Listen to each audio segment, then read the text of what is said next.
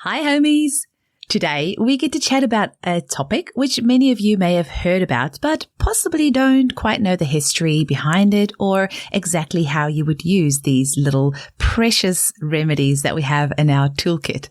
They are called the homeopathic tissue salts or cell salts.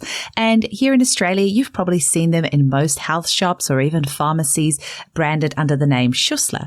Now, today we have the amazing Karen Allen, who is going to be chatting with us about the cell salts. Now, Karen changed careers to become a homeopath after seeing remarkable response in an illness for one of her children. Now, as a clinician with 27 years of experience, her focus of interest is in reproductive and endocrine health issues, especially those that impact fertility. Karen's teaching is known for her engaging style and case-based material, and I have done several of her courses, and man, she is an incredible educator and remarkable storyteller. She presents at alternative medicine and homeopathic conferences around the world, and she has previously served as adjunct faculty at Bastyr University's homeopathy department. She has been president of the Council for Homeopathic Certification and educator director for Homeopaths Without Borders. She currently sits on the National Biofield Committee for the Integrative Health Policy Consortium, and she is the director of Trinity Health Hub, an online resource for education, mentoring, connection, and advocacy for homeopaths and those who use homeopathy. And they have got some exciting developments happening in the very near future. So absolutely keep an eye on their website, trinityhealthhub.com. So I really hope that you enjoy this episode with Karen. I even learned a few things about the tissue salts that I didn't know. So I'm sure you're going to love this, and make sure that you check out her website. Thanks for listening. Welcome to the Homeopathy Hangout podcast, where we discuss all things homeopathy from around the world. And now, your host, Eugenie Kruger. Hello, homies, and a very warm welcome to Homeopathy Hangouts. Today, we get to speak with homeopath and educator Karen Allen, all the way from the USA. Welcome, Karen. Thank you, Eugenie. I'm glad to be here. Thanks for doing this podcast. It's such a pleasure, and I can't believe my luck to have you on here today. You are a wonderful educator. I've done several of your courses. I absolutely love Trinity Health Hub, and maybe we can squeeze a little bit of that in right at the end as well for the homeopaths listening to this. But today we get to chat about cell salts, or tissue salts as we more commonly know them here in Australia. And I am really excited for you to tell our listeners a little bit about it, because it is something that I get asked about a lot. Here in Australia, we get the tissue salts in most of the health shops, in some pharmacies, usually under the Schussler brand name. I don't know what you guys use over there. But I am passionate about them because they're so easy to use. You can even use them on your plants and, of course, your pets. So I wonder, can you maybe tell our listeners a little bit about what the cell salts or the tissue salts are? Oh, absolutely. I'm so glad to hear that you use them. And I love you mentioning for pets and for plants, because they are so useful in so many ways. So let's dive right in. Let's start a long time ago in 1843. And Samuel Hahnemann, the founder of homeopathy, at that time was living in Paris in his last days. And he passed away in 1843. And about that same time, there was in Germany a court scribe named Wilhelm Schussler. And Schussler, more than anything, wanted to be a physician. And he was a really bright guy, but he didn't come from a wealthy family, and there was no money for school. So he learned a lot of different languages. Like Hahnemann, he spoke and read and translated 6 different languages. And that's how he made his living. And he saved money. And during about a decade where he was working and saving up his money so that he could go to school, he got in trouble several times for actually trying to be a physician, or pretending he was a physician and trying to help people. And he got his knuckles rapped a few times. And eventually, in 1852, he made it to Paris. And he began to study medicine there. He was 31 years old by then. And he learned homeopathy along with all the other medical sciences because homeopathy was big news in Paris after Hahnemann had been there. And he went on to study more in Berlin and in Prague. And just as he was going to graduate from medical school, they realized he had never done an undergraduate college education. And that was a problem because you weren't supposed to get into medical school until you already had your undergraduate degree.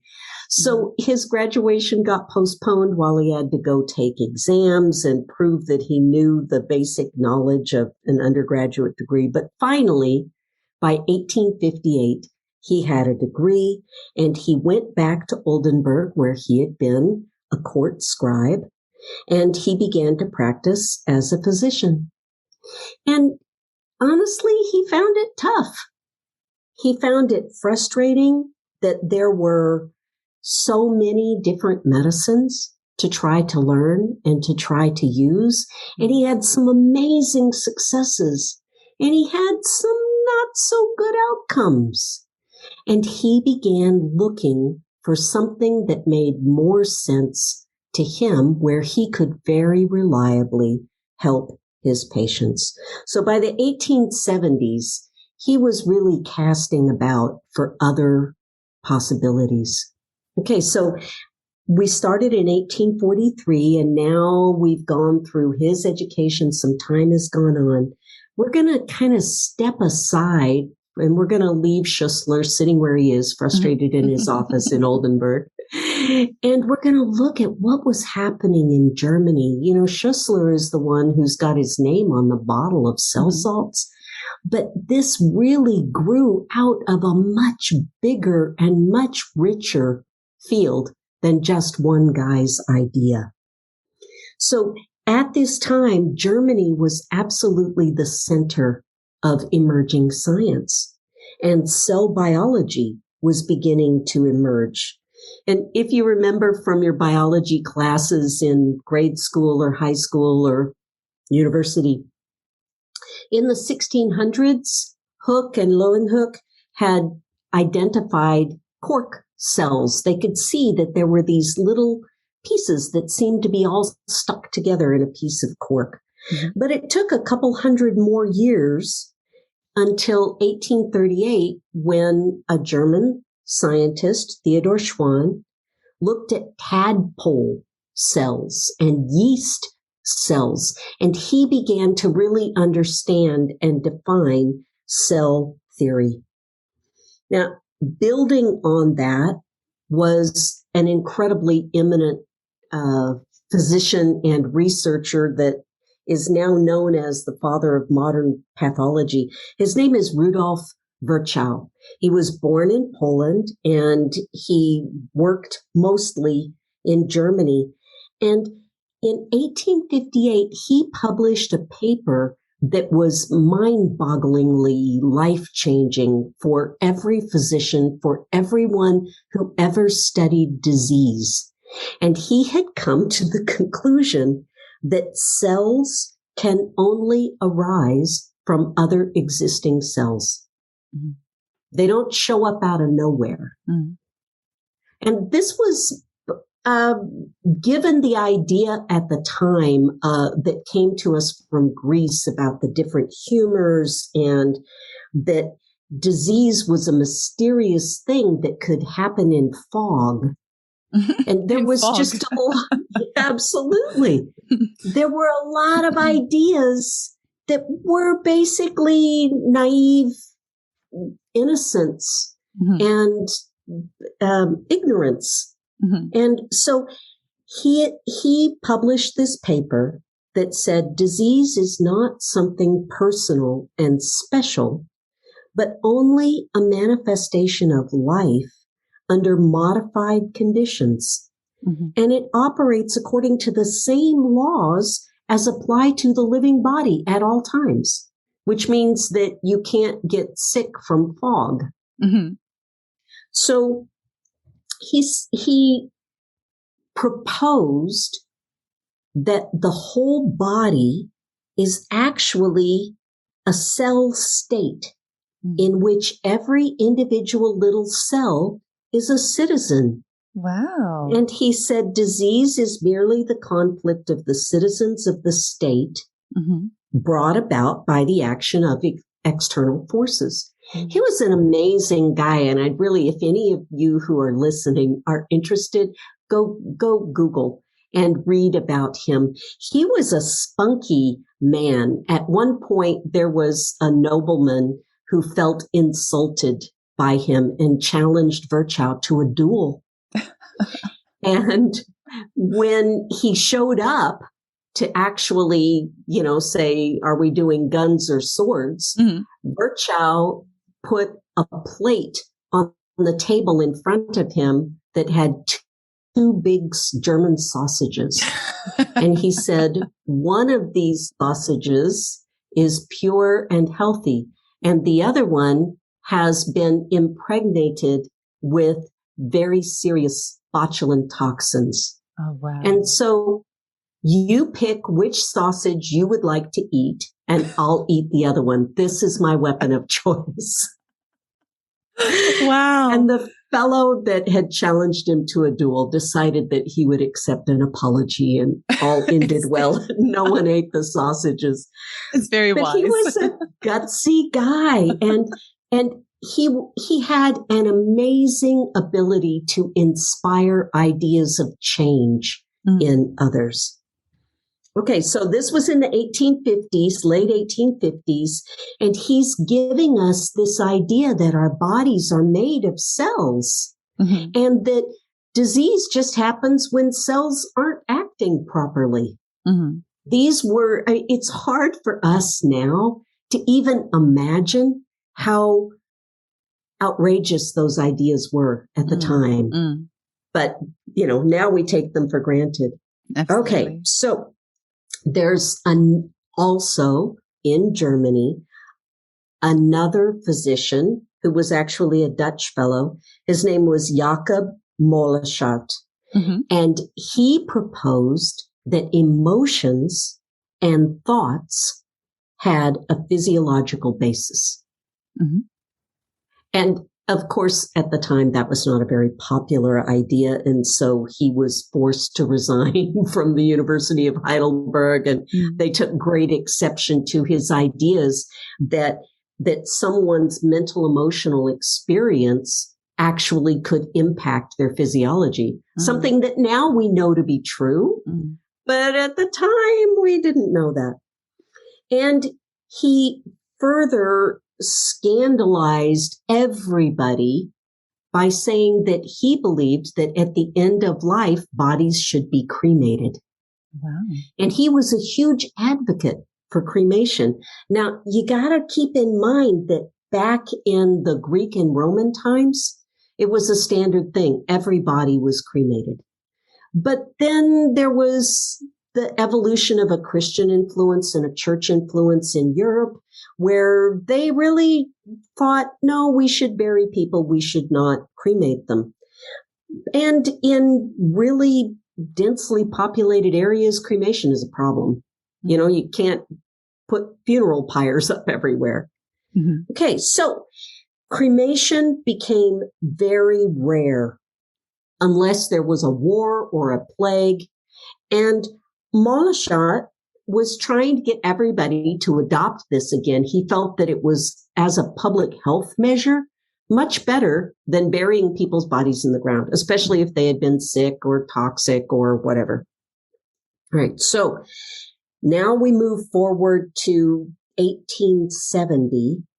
And in the World Exposition in Vienna, there was an Italian professor who brought a model of a closed cremation chamber. And after that, there was a safe way to cremate people. And these cremation societies popped up all over the place in England and in Germany. Right. So we've got this, we still have Schussler sitting in his office unhappy. And we've talked about what happened with Schwann and his understanding of cells and how Virchow built on that. And now we've brought in this other stream of also what was happening in Germany with moving from burial to creation. And Schussler didn't have anything to do with any of that, but he paid attention. So there's another thread, another piece of the puzzle from a nutritional physiologist named Gustav von Bonge. And von Bonge was one of the first people who said, hey, human metabolism requires certain ingredients. And he became interested in how sodium chloride, which in homeopathy we know as Natrum muriaticum, operates in the body and how it affects metabolism, how it's used in cells, how it's used in organs and tissues. And he also investigated iron and potassium chloride, which we would know as Kali muriaticum. And he looked at all the different ways in the body that potassium and sodium and chlorides and phosphorus were used. And he started publishing papers about it. Okay, now Schussler, sitting unhappily in his office by the 1870s, has been following this. He read and wrote 6 languages. And so he's been reading this stuff in Italian and English and German and French, all these different things that have been happening. And he becomes fascinated with this emerging science of cellular biology. And he reads what Virchow and Moleschott and Gustav von Bonge have been doing. And he gets the idea that there are mineral components that could be major factors in someone's health. Now, he was trying to figure out, how do I research that? And he happened to have a conversation with someone in Oldenburg in Germany who was part of a cremation society. And he gets the idea to take the ashes of some of the people who have been cremated and to look through them to see what's there. And he found the same minerals in every collection of ash. The same, no matter who you were to start, by the time that the cremation got done, you were sodium and sulfur and calcium and phosphorus and chloride. Wow. And so he concluded that these were the eternal elements of life. This was what is not extinguished when the person dies. And so he decided that these things must be important. And then after looking at von Bunge's work, he thought, oh, maybe disease arises when a cell doesn't have access to the minerals that it needs. And this became the basis of his entire work, which he called the biochemical principle. And he proposed that if we gave people these substances in a dilute form, which he had learned in homeopathy, that it would be able to heal every single sickness. Now, I don't know if it's true for you there in Australia, but here in the US, and I know also in India and in some of the countries in South America, there are practitioners who are, all they do is use cell salts. They don't do the rest of the whole homeopathy thing. They just use these cell salts. Is that true in Australia? I don't know of anybody, but I do know of practitioners worldwide that operate that way. And I can totally see why. It's personally, I just love all the different toys we have to play. So 12 toys is not enough for me. I like the hundreds of others. I have 1,300 remedies in my clinic. So I am somebody that likes to play with all the toys, but I can see why people would only want to play with those 12 because they are amazing. Yes. And that was Schussler's idea. Remember, he was frustrated in trying to simplify. So he came up with these 12: calc fluor, calcarea phos, ferrum phos, Kali muriaticum, which is a chloride, Kali phos, Kali sulfuricum, magnesium phos, natrum muriaticum, natrum phos, natrum sulf, and silica. And then he decided, oh, what about calcareous sulf? And so for a couple of years, that was one of his preparations that he used. And then he said, no, it's not one of the eternal elements. And he nixed it. Oh, I didn't know that. Have the idea of 12 cell salts. They make a nice even dozen. But as far as he was concerned, he was kind of working with 11.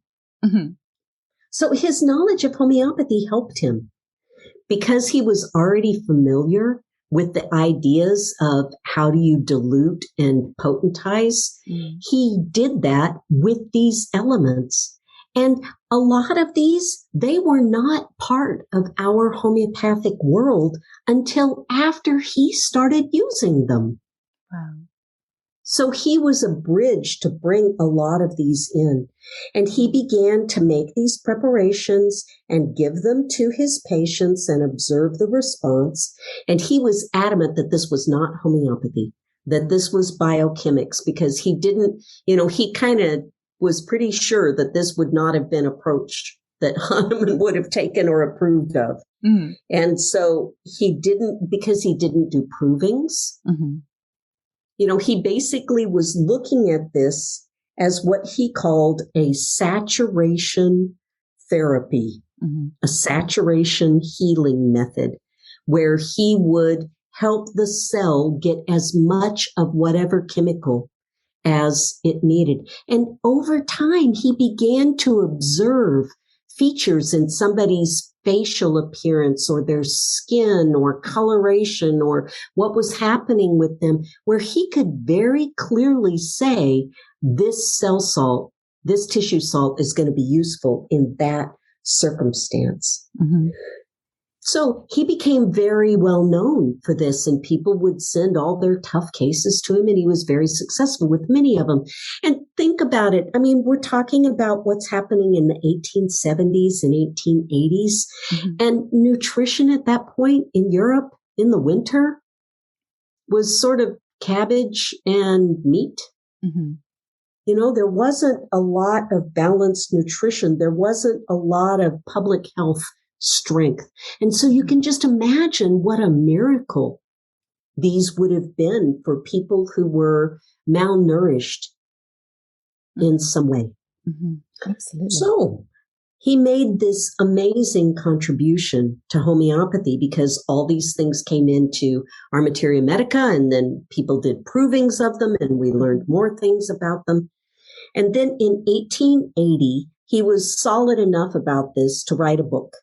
And he wrote this book called 12 Tissue Remedies with this satiation healing method. And in Europe, the homeopathic community hated it. They were cranky. But in the U.S., it was embraced very fully.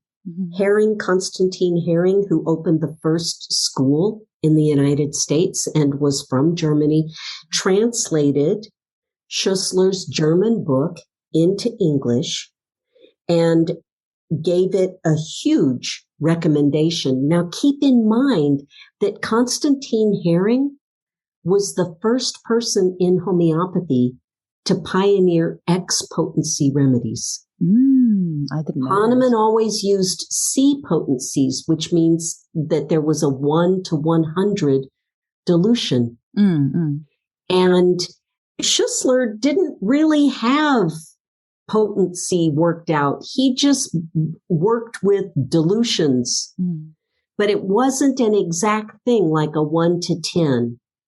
And so Herring was the one who actually standardized this.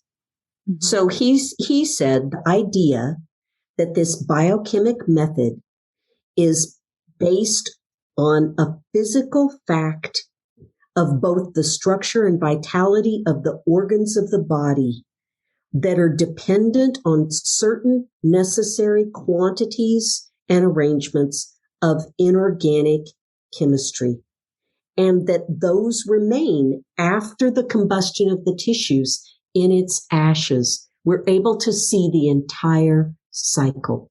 Mm-hmm. So he taught this in his school and anywhere else that he went, and he wrote articles about it, and he helped to standardize the 6X potency that tissue salts are now sold in.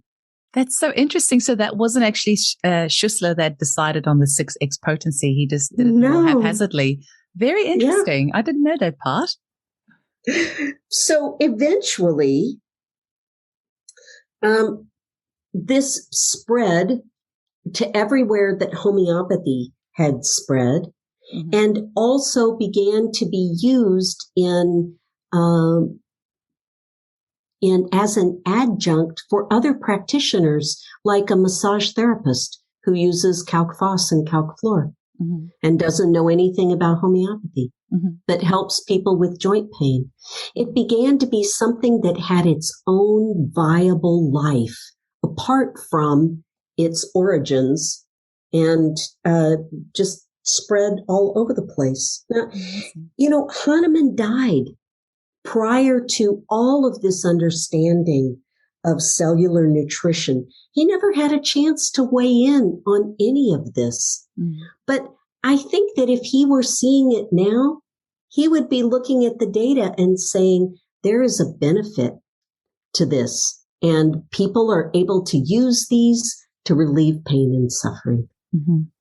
Absolutely. So as practitioners, we want to have flexibility to work at the level of a cell or a tissue or an organ or a body system or an acute complaint or a chronic complaint or a family line. Mm-hmm. We want to have flexibility for all of those things.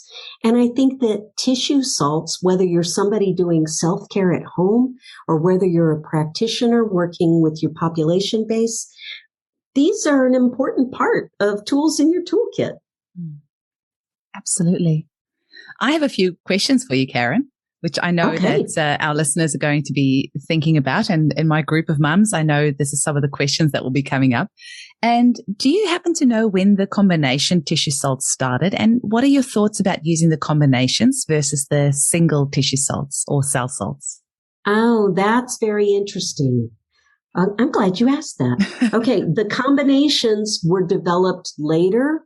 Mm-hmm. And this had to do with work in the 1940s and 50s. There was a growth at that time of low potency combinations that were strategically targeted for a particular thing. So with the biochemics, one of the combinations is commonly known as bioplasma, mm-hmm. and it contains all 12, even the forbidden calc sulf. Now, there are some people who say that's a stupid idea and we don't use those because some of those remedies don't really get along, and they could be canceling out their influence. And this is, Eugenie, this is one of the interesting things. When we put marbles into a jar, each one keeps its marbleness. Mm. But when we put drips of blue and pink and green and yellow and orange paint mm-hmm. into a jar, it becomes kind of baby poop brown. Yeah. Putting it nicely. And we don't actually know when we put remedies together, mm-hmm. whether they're marbles or whether they're paint. Mm. We don't know. And so the only way that we can tell that is by using the product and seeing, does it work? Mm. So some people have great results from bioplasma. You talked earlier about the Trinity Health Hub, which is an organization. One of the things that I love about the hub is that a quarter of the subscriber fees go back into the community in service. And there are several different categories. The most recent thing that we did was purchase $1,000 of bioplasma for our colleagues in Haiti, for Homeopaths Without Borders. And they have so many issues with nutrition. And after the most recent earthquake and then a hurricane and food shortages and gas shortages, there's a continual on the edge of malnutrition that happens there. And so I just got an email from one of the colleagues, the doctors there, who's using homeopathy and running some of the clinics for the community homeopaths to work with people. And he said, you can't believe how priceless this is. So, in cases, for example, of failure to thrive with a baby, or somebody who's maybe undergoing some kind of cancer therapy, and they're just in any situation where they're having a hard time metabolizing nutrients. Bioplasma can be a huge lifesaver for them. I absolutely agree. And then another combination that I commonly use actually is called BioPhos. And it's just the 3 calc phos, ferrum phos, Kali phos, well, I guess 4, and mag phos and nat phos 5. Yeah. So it just has all of the phosphoruses, I don't know what the plural of that would be. Let's go with phosphorus. All of those salts in there. And I use this very often with anybody who's recently undergone some kind of dehydration. It's great for moms that are nursing babies and having a hard time keeping up enough fluids, or for athletes who do really rigorous marathons to put into their water. Or for anybody who's had diarrhea and vomiting with the flu, anybody who needs electrolytes, this is just fantastic. And you can put it in the dog bowl, water bowl, for your pet that's got vomiting or diarrhea to help them. And you can put it in your watering can for your plants when they seem to need a little pick-me-up. And I actually, at home, I have chickens. I love my chickens. Me too. I love them too.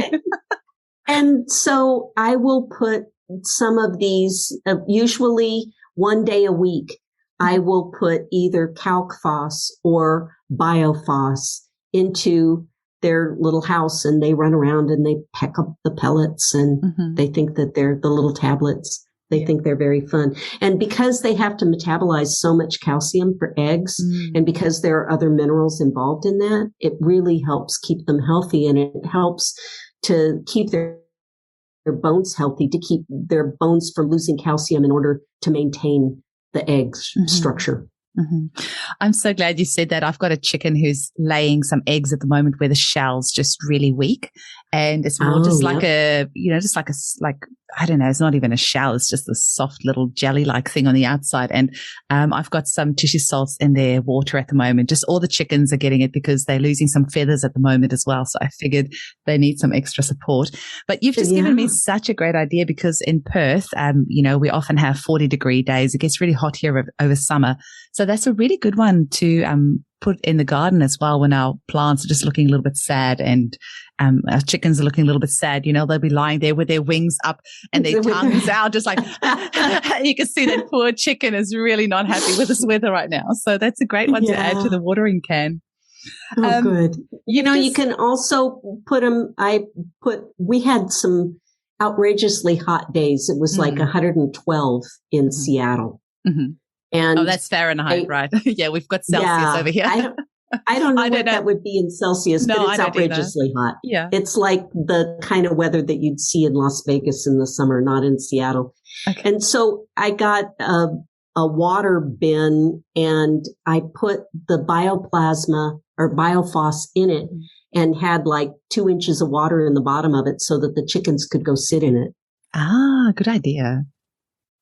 Good idea. So the 12 tissue salts, I love recommending that to pregnant women, because I always feel like their bodies are going through so much, and sometimes a lot of homeopaths will say, it's better if you give a specific tissue salt, not all 12. But I always feel like the baby knows what it needs from the mother's body. And if you're giving her all 12 tissue salts, the baby's going to draw what it needs.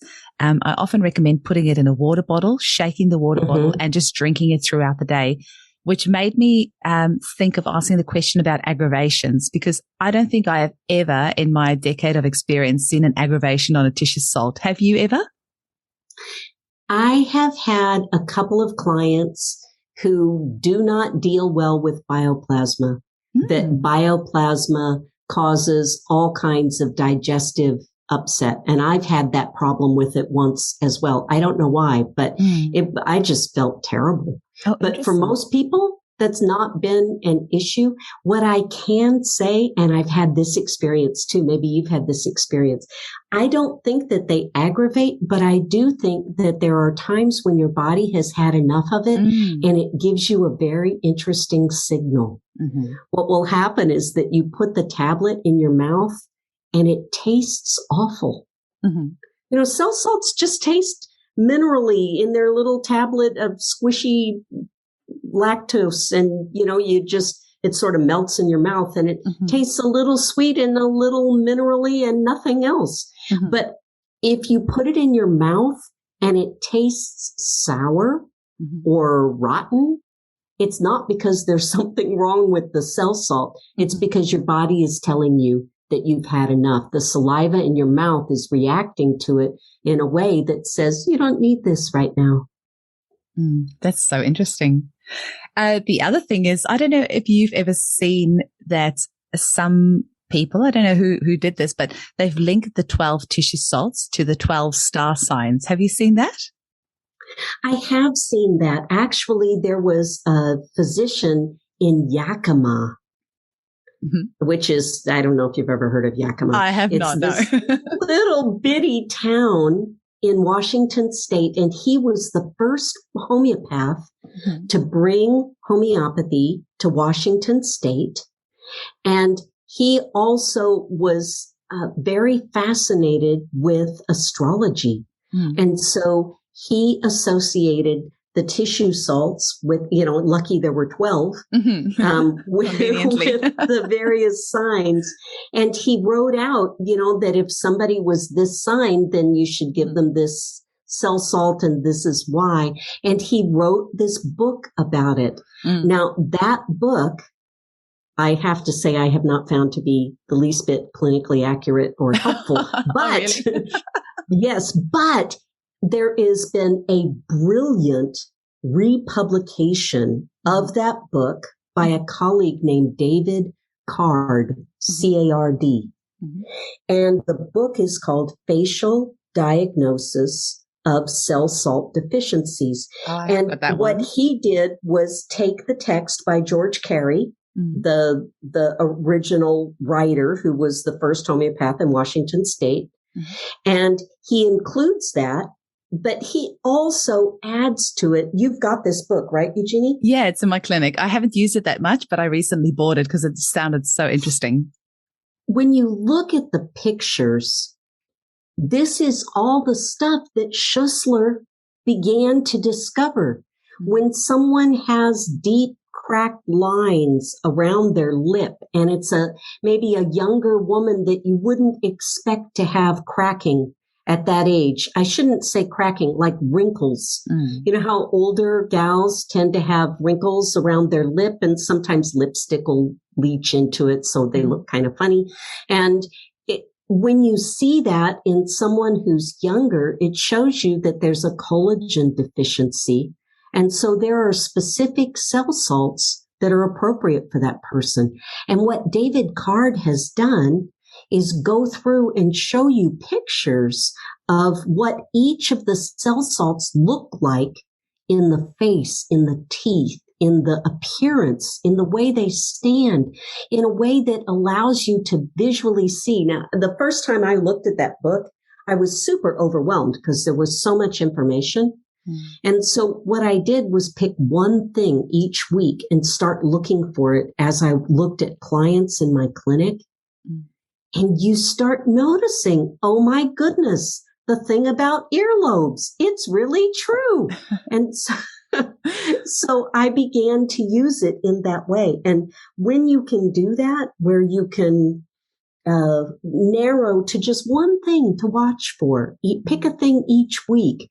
After a while, you've got all of it under your belt. Hugely useful, really, really useful book. I'm so glad you said that because it's been sitting on my shelf. We've got there's the Aurum Project here in Australia, and they often have secondhand books for sale. And I went a little bit nuts a while ago and bought, I think, about 20 or 30 books. And that's one of them sitting there. And I'm looking forward to having a little bit of a break over Christmas and New Year and just digging into all of those books. And you've encouraged me now to go through that one first for sure. It's excellent. Yeah. So I have one last idea to share with, as we're wrapping up here, one last idea to share with the listeners. And this is actually from William Borucki. So Borucki was of the family of Borucki and Taffel, which was a great big homeopathic manufacturer. They made medicines, and all of the Borucki brothers were doctors and homeopaths, and they ran a homeopathic school in San Francisco.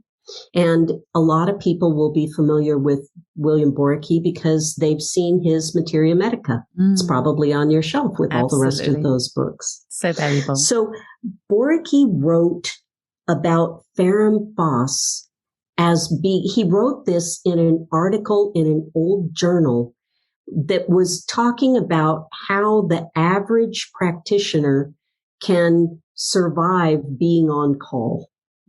Because sometimes when a lot of people are sick, it gets very, very busy. So all the practitioners that are listening, you know what I mean. There are times where it's 9 o'clock at night and you're still returning calls and there's still people you haven't called back.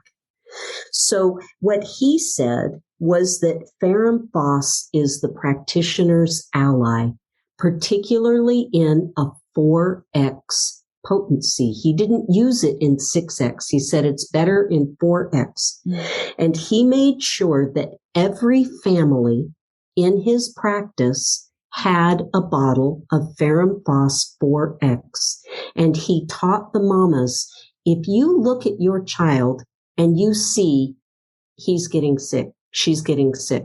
And a lot of times as a mama, it's part of your intuition. It might not be really clear yet, but you know they're not acting normal. They're not eating normally.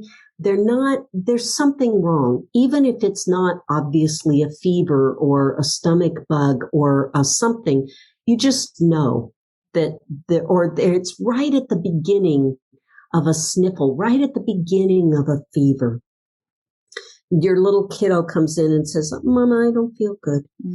He directed the mamas, whenever they saw one of their children beginning to get sick with anything, to put one tablet of the ferrum phos in a little quarter cup of hot water, not boiling, but hot enough that it would be comfortable for a child to drink like a hot cup of tea. Just a quarter cup with one little tablet. And he would have the child drink this every 15 minutes for 2 hours. And usually they would pop back up and just be fine. Or they might fall asleep and take a nap and then pop back up and just be fine. And he said that this helps, if you think about the role of ferrum phos as a remedy, as something that deals with an initial inflammatory response in the body. Borucki believed that this would fight off pretty much any initial onset of illness. And if you followed this with good food and good sleep and some rest, that the body would be able to put itself right. And so this is something that I do in my practice. I make sure that every client has this, and it's one of the first things that I teach my clients. And there are a couple of other cell salts that also do very well when given in hot water. Magphos is used in that way, and calcphos is used in that way. So I've never seen anybody write about doing it with any of the others, and I haven't tried that. But ferrum phos for sure. Mag phos in hot water for somebody who's got menstrual cramps can do amazing things. So have you tried that? Have you tried the ferrum phosphorex? I didn't even know you could get it in a 4X. So I'm going to be calling some pharmacies around here and see if I can get it in a 4X. The potency thing always fascinates me, because we also have this theory about 6X balancing and 9X stimulating. And that theory about like you use it's based on the French style of posology. Yeah.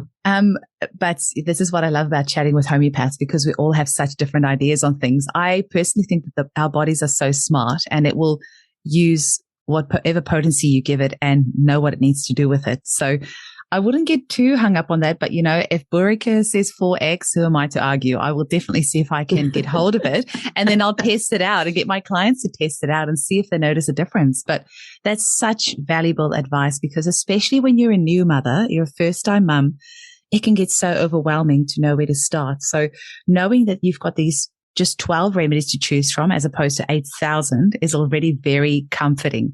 And then knowing that there's one remedy that you can go to first off is unbelievably empowering. So I'm so grateful to you for sharing that information with our listeners. I think a lot of mums are going to be going out today and getting themselves a bottle of ferrum phos for sure. Oh, good. Yeah. And start with the 6X if you can't find the 4X, and then see what else is possible. Yeah. I'd like to just share one last story. As a new mom, I have 4 children, and I grew up in a medical household. I'm actually the daughter of 5 generations of physicians. Oh, wow. Who thought that homeopathy was ridiculous, to put it bluntly.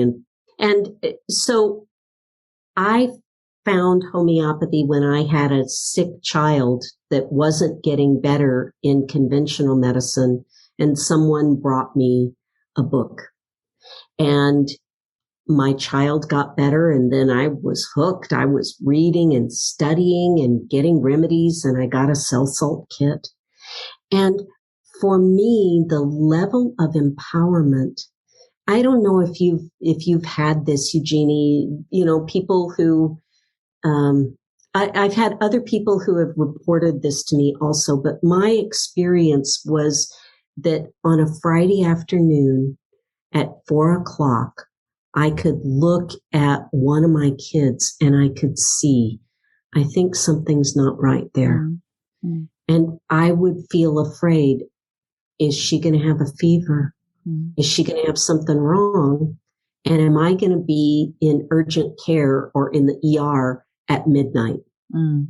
Which no mama ever wants to do. No. And I felt on a, it wasn't something that I actively worried about, but if something happened on a Friday afternoon, I felt helpless. Mm.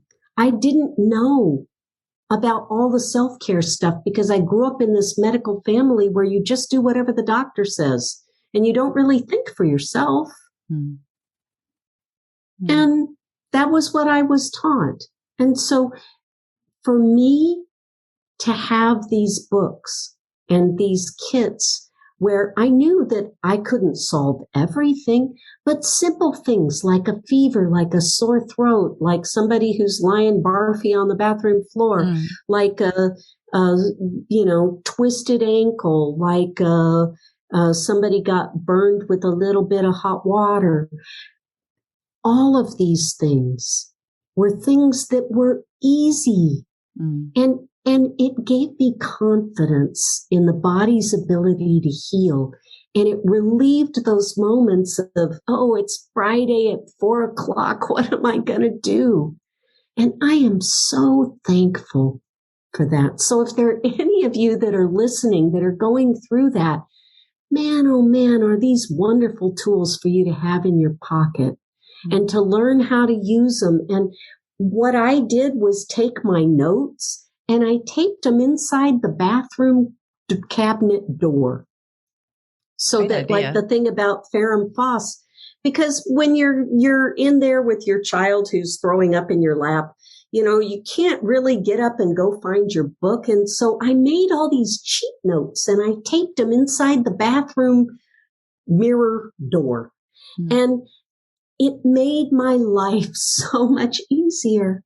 And now here we are 26 years later. I retrained, I changed careers, and I still feel grateful for those moments when I have that ally, that little vial that's like my friend, that's going to help me, that's going to help my client, that's going to help my child. It's such an incredible feeling. And at the end of the day, they cost almost nothing. In Australia, it's between sort of $9 and $16 for a bottle of tissue salts. Time that by 12, plus maybe another $10 for a book. And you have got such incredible peace of mind right there. It doesn't matter if it's 2 a.m. on a Saturday morning or, any time of the day. There are your 12 little buddies sitting right there. You've got your book and you have got something on hand that can help your child straight away. And if you're living in a remote area or somewhere where you may not be able to access medical services quickly, it's so great to have on hand. Even if you do end up having to go to seek medical advice, you can always use those remedies on the way. So you've got something to help that person on the way. So I am completely on board with you there. Homeopathy has made me feel so empowered as a mother, and I am so grateful to it as well. Now, Karen, we always finish off the episode with our guests giving us their 3 favorite homeopathic remedies and why. But I think for you, we should limit it to the 12 tissue salts. which are your personal top 3 tissue salts and why? Okay. The first one would be ferrum phos, just because of all the reasons we talked about. I've just seen it bring so much relief so many times. The second one is Calcarea florica. And it's a remedy that helps with everything that has to do with ligaments and tendons. And it is so good at helping to relieve pain like plantar fasciitis, where somebody, they get out of bed in the morning and they stand on their foot and the sole of their foot hurts. It just is such a good ally for anybody recovering from a physical injury. And, they sprained their back or they whatever.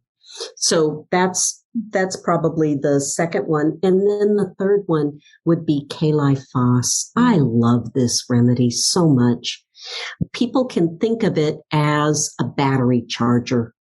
There's times when our batteries are just flat, when we just have run out of steam. Maybe we got very depleted. Maybe we just made it through exams and now our brain is mush. Maybe we just had a baby and our whole body feels like mush. Maybe, whatever it is that's going on. Maybe there was a great big exertion, or we had a flu and we got really dehydrated. And after that, we just are in, we're cotton-headed. We just got no brain left and no energy. And Kali phos is this beautiful, gentle recharger for our batteries. And so using the approach that you talked about earlier, Eugenie, where you just put it in a bottle of water and shake it and sip on it, and you do that over a couple of days, it just really helps your body reinvigorate itself. And this is a really standard thing for all of my clients who are going through graduate school, or they're in college, or they're taking their CPA exam tests, or whatever it is that they're doing.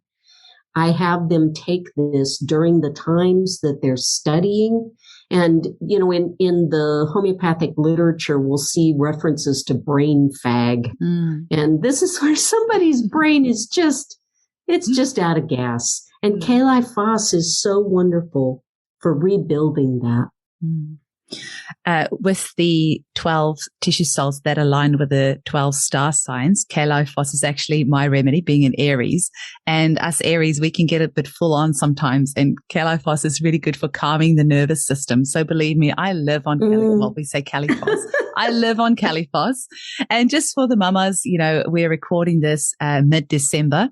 For those of you heading to the shopping malls with all the overwhelm of the sounds and the lights and kids screaming and all that, put your Califos in your handbag, give everyone a dose, all the kids, all the parents, everyone going to the shopping centers, take your Califos just to calm the nervous system. And I was going to add, when you said the calc fluor, I love calc fluor. I found it so good with dental enamel. My dental enamel isn't that great, and I found calc fluor amazing for that. It's a tissue salt that helps to make tissues that are too soft hard and ones that are too hard soft.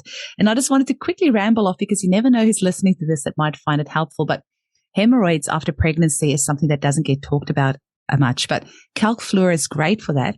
Also for hernias, the little umbilical hernias that babies can sometimes get, any sort of hernias, stretch marks, skin tags. I have had skin tags fall off after calc fluor within a week of taking it. And the other thing is actually tight foreskins on little boys.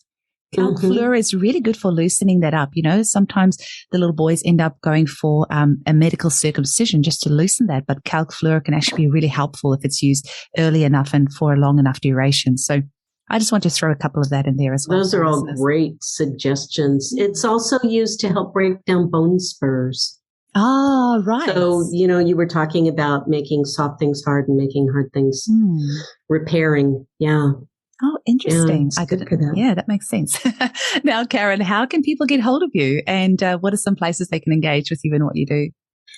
Well, I would be glad to have people reach out to me, practitioners reach out to me for the Trinity Health Hub. We are an online virtual resource for practitioners who are all over the world.